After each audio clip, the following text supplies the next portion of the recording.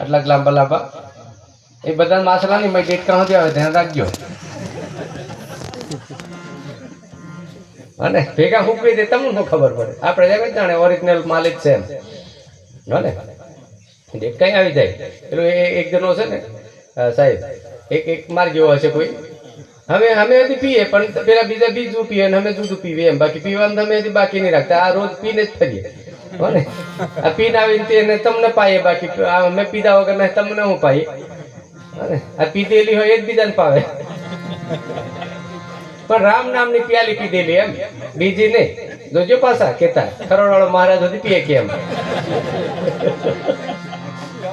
અને એ પાછું ગોઠ ભૂલ પડશે અમને. કોક બોલાવશે ને આવા દારૂડિયા નું લેવા બોલાવવાનું છે એ ઉધાર નહીં કરે આપણો એમ.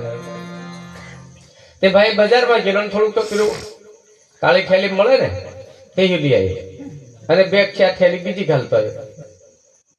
નહીં થેલી તમે ઓળખો ને, આપણે કંપનીથી માલ આવે તે પાછી આપણે ખરીદવાની ખરી, પણ કંપનીની ગાંઠ મારેલી હતી એની છોડવાની, બીજી એક એમ કરીને પાડવાની નવી એવું. તે પેલો ખાવાનું બનાવી દીધું અને એક હતી તે પી ગયો ને બીજી મેકી રાખી કે જમવા બેહું ત્યાર પાછું પેલું બીજું ચડાવી લે એમ હો ને.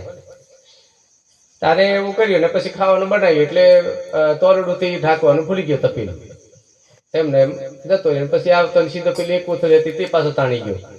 એ તાણતો ને સીધો એમ કરીને સટવાટતો ને થાળી લઈને કહી ખાવા માંડ્યો. વગાડીને રેડી કરેલું હતું એટલે એમ પછી એમ એમ એમ એમ એમ તાણે ગયો તાતડે હો. એટલે પેલું ટ્રક ટ્રક એમ અવાજ આવે પેલો કે એ કરે તે કરે કે રૂપિયા નાખ્યા છે, મફત નહીં લાવ્યો. અને હું કે તારે એ કરે તે કરે કે રૂપિયા નાખ્યા છે એમને એમ લાવ્યો નહીં એટલે છોડવાનો નહીં. અને પણ વધારે બૂમો પાડે ને પછી જોયું તે પેલું વગાડીને મેકેલું ઠંડુ થઈ ગયેલું એટલે ડેટકીમાં કૂદી પડેલી પીળી શર્ટ ફેરેલી. પણ આને ખબર નહીં ડેટકી કૂદી પડીને છે એમ જીવતી હતી એટલે બૂમો પાડે ને તાતડે કોઈ સારું લાગે, આપણું કોઈ તાણ કેવું લાગે. હા ભાઈ ભૂલી ગયું. એટલે પેલા મંદિર હતું, મંદિરની અંદર જોડા આપણે બહાર કાઢે ને બધા. આ મંદિરનો કેટલો મોટો ઈશારો છે સાહેબ સમજો. સંપલિયા હર કોઈ માણસ ગમે તેવો સારો માણસ હોય સંપલિયું બહાર દરવાજે ઉતારે. આપણા ઘરમાં પણ નિયમ છે સંપલિયું બહાર ઉતારે તો જ ઘરમાં જવાય ને. અને એક દાડે આપણે પોતાના ઘરમાં જવાનું થશે ને તો આ કાયારૂપી ખાડું છે ને સંપલિયું એ પણ છોડીને જવું પડશે. કોઈ લઈને ગયા નહીં જવાશે પણ નહીં, ધ્યાન રાખજો. અને હવેળા મેકવા હોય તો પછી કોઈ આવા મહાપુરુષો સંગ કરજો ક્યાં ના મેકી દેવાનું. મરના મરના સબ કોઈ કહે મનમાં મરવાની બીક. એકવાર જીવતા મરી જાય ને તો એને પછી જન્મ મરણ રહેતું નથી. પણ મરવાની રીત આવડે તો પાછી હો ને જોજો ફાંહો ખાતા એમની મરવા કીધું. ગુરુ કે જીવતા મરી જાઓ. મારા રામદેવજી બાપા એમ કે છે કે જીવતા સમાધિ લો. જીવતા સમાધિ લે એ મોક્ષની ગતિને પામે. જીવતો સમાધિ, મર્યા પછી ડાબે અને ડફણ વિધિ કહેવાય હો ને.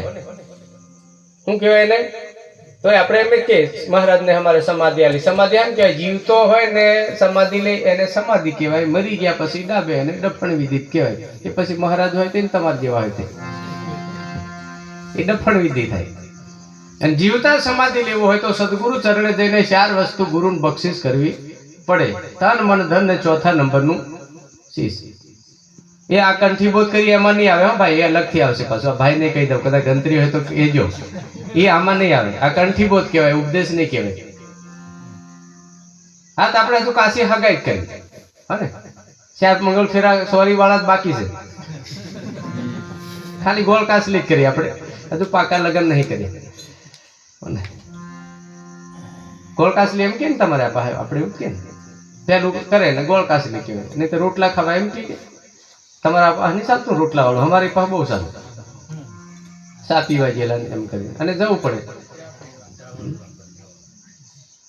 સંપલ્યા ઉતારી અને પેલા અંદર ગયા એટલે બધા 12 સંપલ બધા ભેગા વળેલા અને એ બધા નક્કી કર્યું કે આ આપણને દરવાજે હું કા છોડીને ગયા ભાઈ, કે આપણા વાળા પેલો મય હદી છે તેમ નગારો પડી રહેલો મોટો તે હું કે આપણા વાળો પેલો મય તો છે તો આપણને કેમ નહીં જવા દેતા. એટલે બધા આંદોલન કર્યું. બધી બહુ ધમણી સારું થઈ. અમારા જેવા થોડાક મોટા મોટા હતા સાહેબ જેવા ને અમારા જેવા તે કૂદીને ઓટલે ચડી જાય. તે પેલા પાછા બીજા આવા નાના ખરા તે તાણી પાડે હતા. હો ઉભારો કે એમ નહીં કરાય, કે ઉતાવળ નહીં કરાય, થોડુંક ધીરજ રાખો. આપણે નહીં કોઈક છોકરા ધમાલ કરતા હોય આવા વડીલો હોય કે એમ નહીં કરાય, ઉતાવળ નહીં કરાય. અને સાહેબ ઉતાવળ તો કરવી જ નહીં. જે કંઈ કરો એ ધીરજથી પગલા ભરજો જીવનમાં. ભક્તિ કરો તો પહેલા જીવનમાં સહન શક્તિ તમારી પાસે વધારે હોવી જોઈએ. કબીર સાહેબ એમ કે છે એ એક સાધુ સંત ભક્તિ કરે ને 2 માળનું મકાન ઉપરના માળે એક ભાઈ રહે ને એક જણ ભગત નીચે રહે. પેલો રોજ પાન ખાઈને આવે ને પેલા ભાઈના ભગતના દરવાજે પિચકારી મારીને ફુવારો મારીને જતો રહે, થૂકીને જતો રહે. પેલો રોજ સવાર મેં સાફ કરી નાખીએ. ઘેર સાફ કરે ત્યારે હસતા મૂકે. કોઈ દર મોઢું બગાડેલું નહીં. પેલા પાછું સાહેબ બંદગી કરે, કેમ છો, શું છે, મજા? અને આને એક દાડ મગજમાં ફિટ થઈ કે આટલું બધું મેં આવું કરું છું તો આને કોઈ ફેરફાર નહીં પડતો, એવું બધું શું છે? જેને પૂછ્યું કે હું તો સેવા કરું છું, મને શું વાંધો છે? તારી પિચકારી મારવાની ફરજ છે, મારી સેવા કરવાની ફરજ છે, એમાં મને શું વાંધો છે? પેલો બીજે દાડથી સુધરી ગયો કે નહીં, મારે તારી સંગતિ કરવી પડશે. આપણે ભગત બન્યા પછી કોઈ માણસ આપણી સંગતિમાં જોડાય એવો વ્યવહાર રાખજો, એવી નીતિ અપનાવજો, એવો નિયમ રાખજો.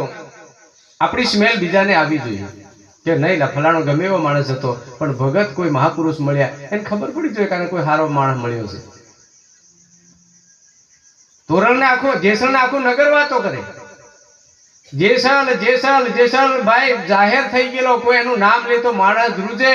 અને એ માણસ એક દાડે તોરણના કપડા ધોવા માટે માથે મૂકીને ઊભી બજારમાં રહીને તલાવે જાય ત્યારે લોકો વિચાર કરે તારી ભલી થાય, આને દેવો કોણ મળ્યો. જગતમાં જેને ધડથી મસ્તક અલગ કરવા વાળો માણસ